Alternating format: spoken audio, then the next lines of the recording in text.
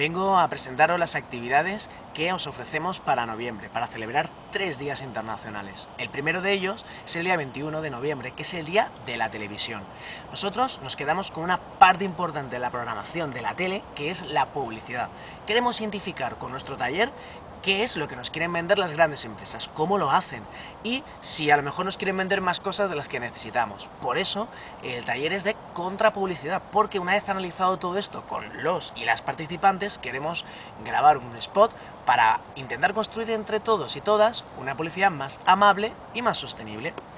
Luego tenemos el día 23 de noviembre, que es el día de los bosques autóctonos, los que tenemos más cerca, los que tenemos que conocer para amarlos y protegerlos. Por eso yo ahora me encuentro en el Parque Natural del Turia, que es un parque natural de reciente creación y muy importante, porque es un parque fluvial. En su seno acoge la principal vena del área metropolitana de Valencia, que es el río Turia.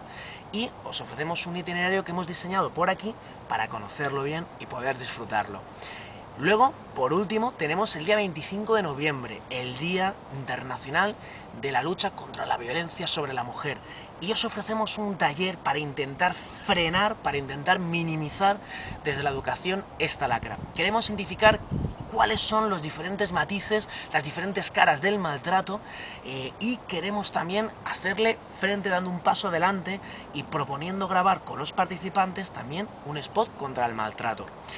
Bueno, estas son nuestras propuestas para este noviembre, espero que os pueda servir alguna de ellas, que las disfrutéis y en todo caso, gracias por confiar en nosotros, juntando esfuerzos, cambiamos a mejor.